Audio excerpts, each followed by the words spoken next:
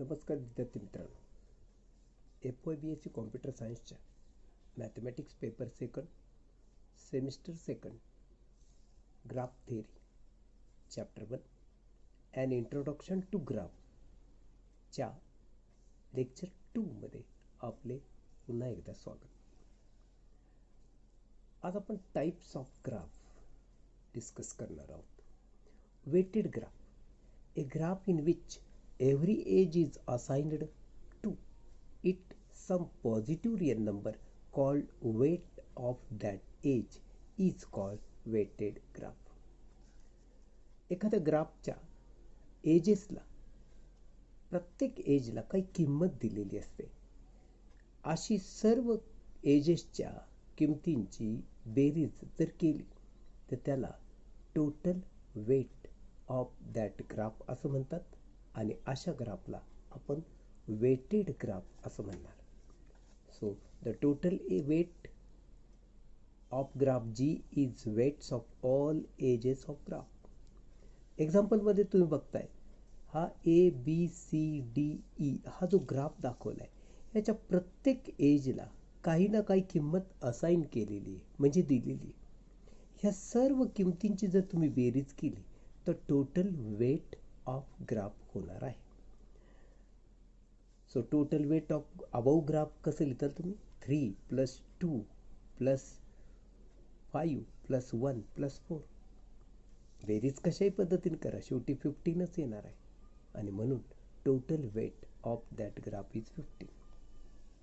Complete graph, a simple graph. तुम्हाला माहिती simple graph कुणाला म्हणतात? ज्या ग्राफमध्ये पॅरलल एज नसते, ज्या ग्राफमध्ये लूप नसतो अशा ग्राफला आपण सिंपल ग्राफ म्हणतो. आणि असा simple graph with n vertices such that there exist an edge between every pair of vertices is called complete graph. It is denoted by KN and that is complete graph on n vertices असं त्याला आपण वाटणार. तर complete graph कुणाला म्हणायचं की ज्यामध्ये प्रत्येक पेअरला म्हणजे व्हर्टायसेसच्या जोडीला जोडणारी एक एज असतेच, त्याला आपण कंप्लीट ग्राफ म्हणणार. आता यामध्ये तू बघशील हे दोनच व्हर्टायसेस आहे व त्यांना जोडणारी एक एज आहे, त्याला आपण कंप्लीट ग्राफ K ने डिनोट करणार. आणि यामध्ये 2 व्हर्टायसेस आहे म्हणून K2 म्हणणार. इथं एकच व्हर्टेक्स आहे म्हणून K1. आता यामध्ये 3 व्हर्टायसेस आहेत म्हणून आपण K3 म्हणलं.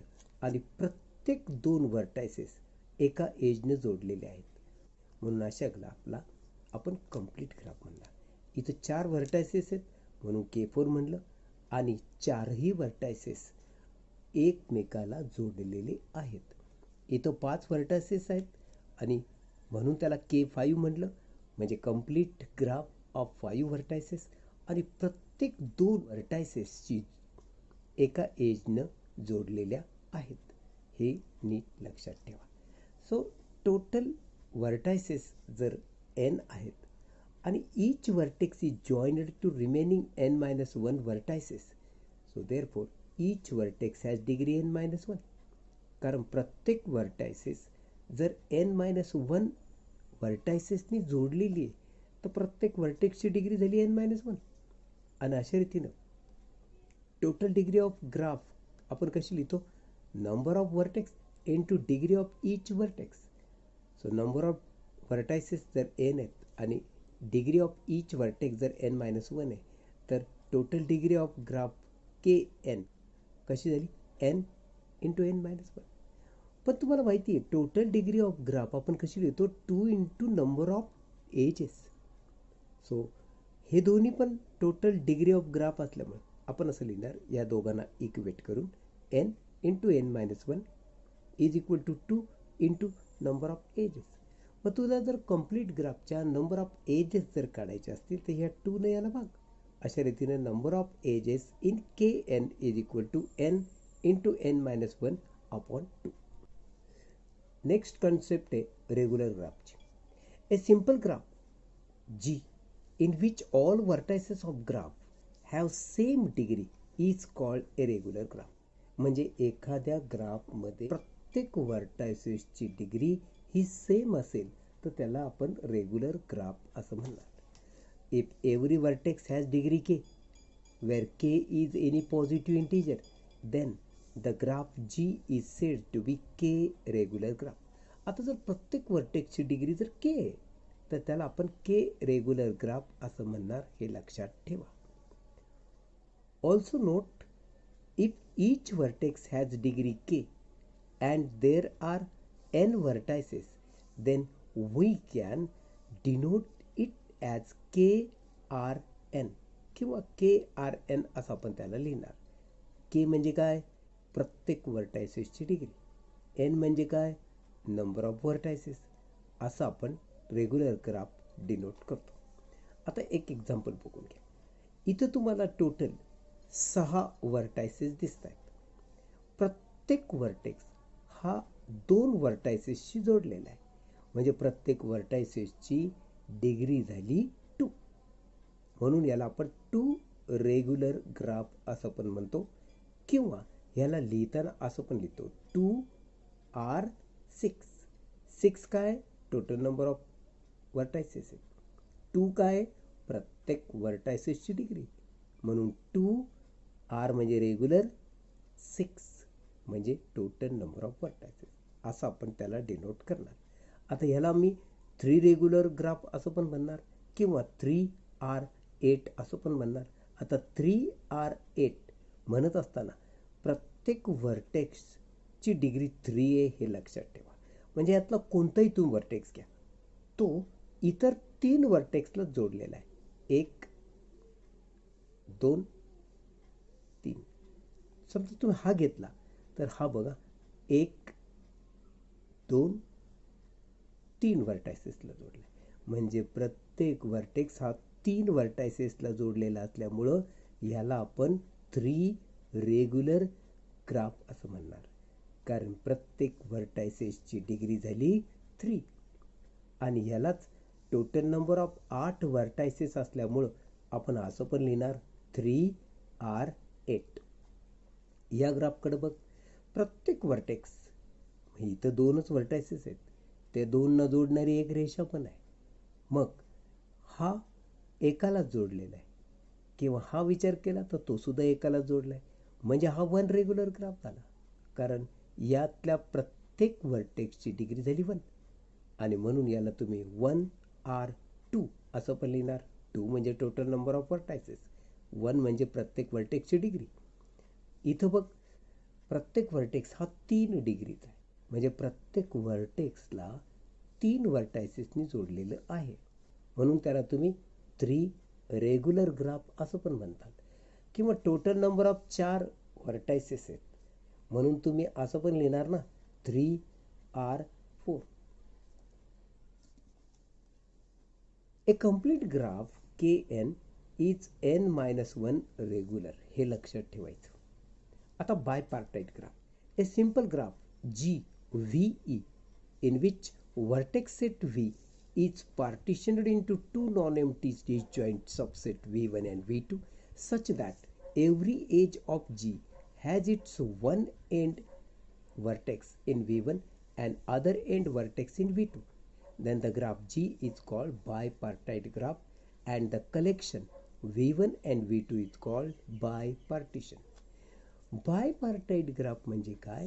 ज्या ग्राफमध्ये वर्टायसेसचे 2 सेपरेट संच असतात, एक हा दुसरा हा, यातला कोणीही एकमेकाशी जोडलेलं नाही, किंवा यातला कोणीही एकमेकाशी जोडलेलं नाही. यातला वर्टेक्स या वर्टायसेसशी जोडलेला असतो, यातला या वर्टायसेसशी जोडलेला असतो. अशा ग्राफला आपण बायपार्टाइट ग्राफ म्हणतो. यामध्ये वर्टायसेसचे 2 सेपरेट संच झालेले आहेत, आणि म्हणून त्यांना आपण बायपार्टाइट ग्राफ असं म्हणतो. कंप्लीट बायपार्टाइट ग्राफ काय?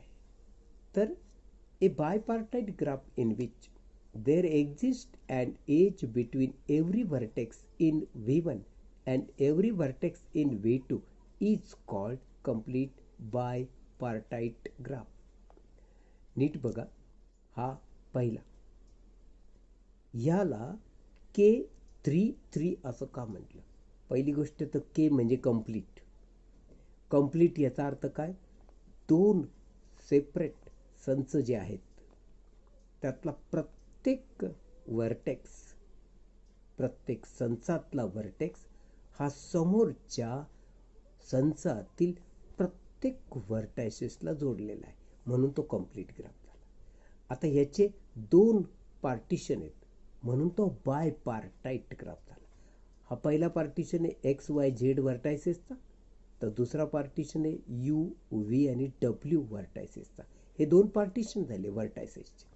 पण त्यात तुम्ही बघताय एक्स हा या तिघांशी जोडला आहे, वाय हा या तिघांशी जोडला आहे, झेड सुद्धा तिघांशी जोडला आहे, इकडे यू इकडच्या तिघांशी, व्ही या तिघांशी आणि डब्ल्यू सुद्धा या तिघांशी जोडला आहे, म्हणून हा कंप्लीट बाय पार्टाइट ग्राफ. आता यामध्ये या बाजूला 3 वर्टेक्स आहे म्हणून हा 3, तर या बाजूला 3 वर्टेक्स आहे म्हणून 3. अशा रीतीनं K33 या ग्राफला आपण डिनोट करताना वापरला. हा K23 का बरं असं?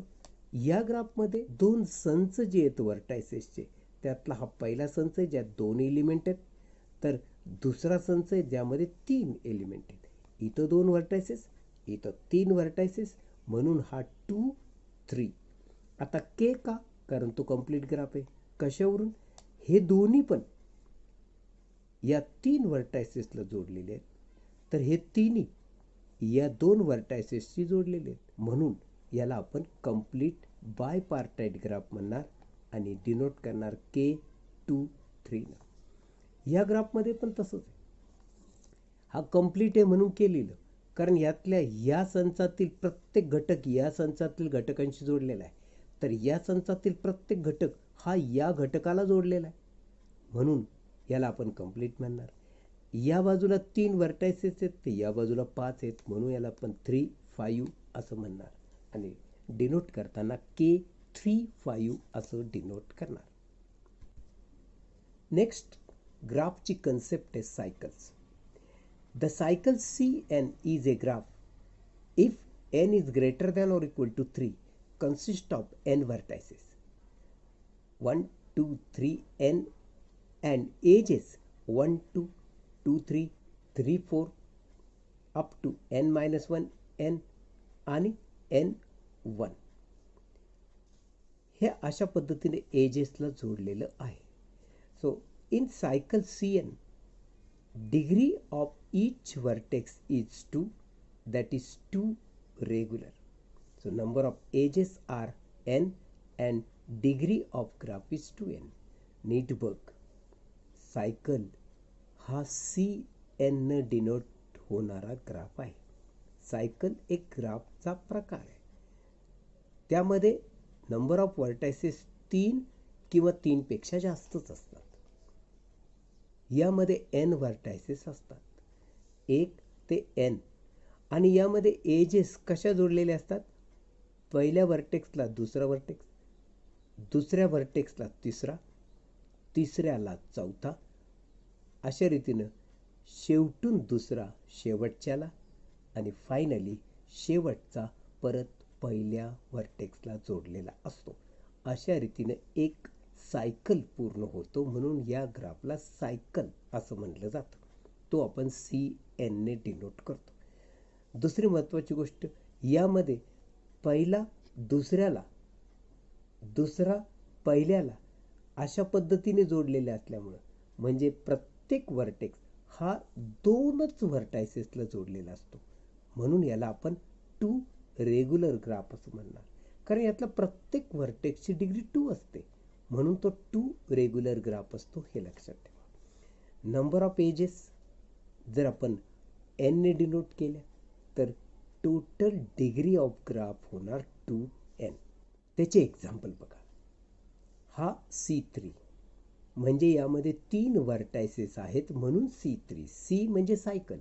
सायकल याचा अर्थ काय? पहिल्या दुसऱ्याला, दुसरा तिसऱ्याला, परत तिसरा पहिल्याला.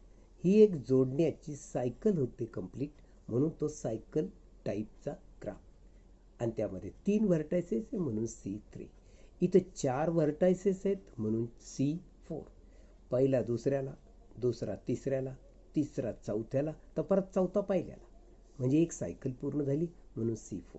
इथं 5 व्हर्टायसेस एकमेकाला जोडलेत म्हणून C5. इथं 6 व्हर्टायसेस एकमेकाला जोडलेत म्हणून C6 होय.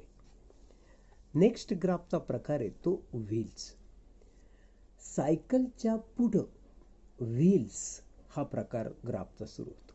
म्हणजे काय होतं माहिती का, when we add additional vertex to cycle CN for n is greater than or equal to 3 and connect this new vertex to each of n vertices in CN by new edges, this graph is known as wheel.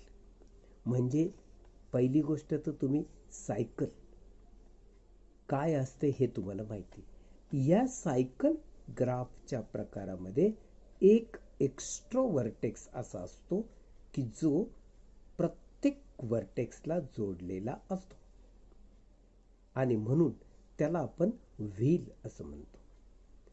यामध्ये पहिला दुसऱ्याला, दुसरा तिसऱ्याला, तिसरा चौथ्याला अशा पद्धतीने जोडतात आणि फायनली चौथा परत पहिल्याला जोडलेला.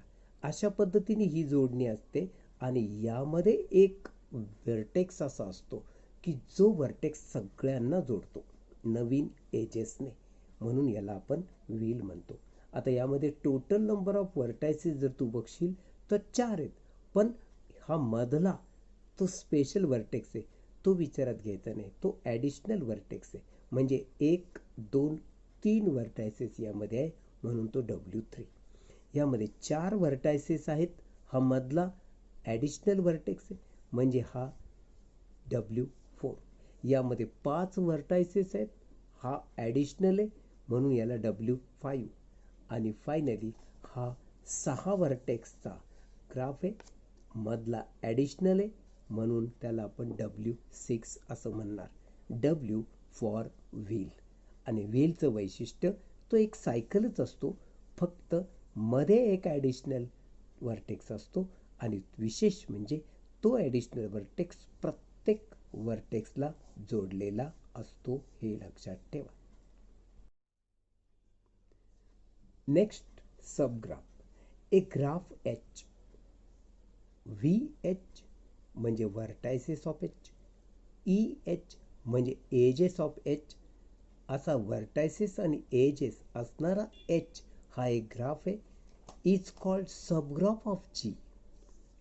हा G जो ग्राफ आहे तो व्हर्टायसेस ऑफ G आणि एजेस ऑफ Gचा ग्राफ आहे. कसा, इफ V ऑफ H म्हणजे हा जर सबसेट असेल V ऑफ Gचा म्हणजे मूळ ग्राफच्या व्हर्टायसेसचा हा सबसेट आहे, तर मूळ ग्राफच्या एजेसचा हा सबसेट आहे. अशा ग्राफला तुम्ही सब ग्राफ असं म्हणणार. म्हणजे मूळ ग्राफच्या व्हर्टायसेस आणि एजेस घेऊन एक नवीन ग्राफ जो बनतो त्याला आपण सब ग्राफ असं म्हणतो. त्यात एक्स्ट्रा ॲडिशनल व्हर्टेक्स किंवा एज नसते. मूळ ग्राफ व्यतिरिक्त एक्स्ट्रा व्हर्टेक्स आणि एज नसते. त्यातल्याच काही एजेस किंवा त्यातल्याच काही व्हर्टायसेस घेऊन जो ग्राफ बनतो त्याला आपण सब ग्राफ म्हणतो. आता कन्सिडर द फॉलोइंग ग्राफ. हा G ग्राफ आहे जो की व्हर्टायसेस Gचे आणि एजेस Gचे आहे. तर VG काय, V1, V2, V3, V4. म्हणजे V ऑफ ग्राफ म्हणजे व्हर्टायसेस ऑफ ग्राफ काय आहेत, V1, V2, V3, V4. हे बघ, V1, V2, V3, V4 हा मूळ ग्राफ G. आता एजेस काय आहेत, E1, E2, E3, E4. E1, E2, E3, E4 हा झाला मूळ ग्राफ. आता ह्याच्यातल्या काही व्हर्टेक्स आणि काही एजेस घेऊन आपण जो ग्राफ बनवणार तो याचा सबग्राफ असणार. मग आता बघ, यामध्ये मी हा पहिलं उदाहरण जे दिलं आहे G1, त्यामध्ये V1, V2, V3, V4 असे 4ही व्हर्टायसेस घेतले जे मूळ ग्राफमध्ये होते. मात्र एजेस घेताना मी 3च घेतले, E1, E2, E4. E3 ही घेतलीच नाही. पण बाकीच्या ह्या ज्या आहेत ह्या मूळ ग्राफमधल्याच व्हर्टायसेस आणि एजेस आहेत. म्हणून हा सब ग्राफ झाला. या ग्राफमध्ये सुद्धा V1, V2 आणि V3 तीन व्हर्टायसेस मी घेतल्या मूळ ग्राफच्या. चौथा व्हर्टेक्स मी घेतला नाही, पण तीन जे घेतले ते मूळ ग्राफचेच आहेत. बाजू मात्र दोनच आहेत, E1 आणि E2. याही मूळ ग्राफच्याच आहेत Gच्या, म्हणून हा सब ग्राफ झाला. तसंच याच्या बाबतीत आहे, तसंच याच्या बाबतीत आहे. ही 4 उदाहरणं आपण मूळ ग्राफ Gचे सब ग्राफ घेतलेले आहेत. आता लिहिताना आपण कसं लिहिलं या ग्राफच्या बाबतीत बघ बरं का. हा जो G1 आहे, मग त्यामध्ये G1 म्हणजे काय, vertices of G1 graph is equal to किती आहेत, V1, V2, V3, V4. हे बघ, हा G1 ग्राफ आहे. V1, V2, V3, V4 हे व्हर्टायसेस आहे. मग आता ह्याच्या एजेस बघ, E1, E2 आणि E4 तीन व्हर्टायसेस आहे. म्हणून इथं मी लिहिलं E ऑफ G1 म्हणजे G1 या ग्राफच्या एजेस किती आहेत, E1, E2, E4. ह्या सगळ्या व्हर्टायसेस आणि एजेस तू जर बघशील ना तर त्या मूळ ग्राफच्याच आहेत, त्यातल्याच आहेत. म्हणून बघ तसं लिहिलं, vertices of G1 subset of vertices of G म्हणजे मूळ ग्राफच्या ज्या व्हर्टायसेस आहेत त्याचा हा सबसेट आहे. तसंच एजेसच्या बाबतीत E ऑफ G1 म्हणजे G1 या ग्राफच्या एजेस हा मूळ ग्राफच्या एजेसचा सबसेट आहे. म्हणून E of G1 is subset of E of G. म्हणून आपण लिहिलं so G1 is sub graph of G. इथेही उल्लेख करताना आपण तसाच केला. V of G2 V1, V2, V3 म्हणजे या ग्राफचे व्हर्टायसेस V1, V2, V3 आहेत. हे इथं आपण लिहिलं. तर एजेस काय आहेत, E ऑफ G2 E1 आणि E2 हे दोनच आहेत. मग ह्या दोन्हीही घटक व्हर्टायसेसचे आणि एजेसचे मूळ ग्राफचे सबसेट आहेत. म्हणून V of G2 is subset of V of G and E of G2 is subset of E of G. So G2 is subgraph of G. हे लिहायचं कसं हे थोडंसं नीट समजून घ्या. आता या ग्राफच्या बाबतीतही तुम्ही लिहिताना काय लिहिताल, V ऑफ G3. याचा अर्थ काय, G3 या ग्राफचे व्हर्टायसेस. मग इथं लिहा ना, V1, V3, V4 दिसतात तर तेच लिहा ना. मग एजेस किती आहे, दोनच आहेत. मग इथं लिहा ना E ऑफ G3 म्हणजे G3 या ग्राफच्या एजेस किती आहेत, दोन, E3 आणि E4. म्हणजे हे G3 ग्राफच्या व्हर्टायसेस मूळ ग्राफच्या सबसेट आहेत आणि एजेस सुद्धा मूळ ग्राफच्या एजेसचा सबसेट आहे. म्हणून हे सबसेट आहेत. याचा अर्थ G3 is sub graph of G असं आपण लिहिलं. तेच याच्या बाबतीत लिहिलेलं आहे. तर मित्रांनो, हा व्हिडिओ आपणाला आवडला असेल, कृपया चॅनलला लाईक करा, शेअर करायला विसरू नका आणि सबस्क्राईब करायला सुद्धा विसरू नका. भेटूया पुढच्या लेक्चरमध्ये. धन्यवाद.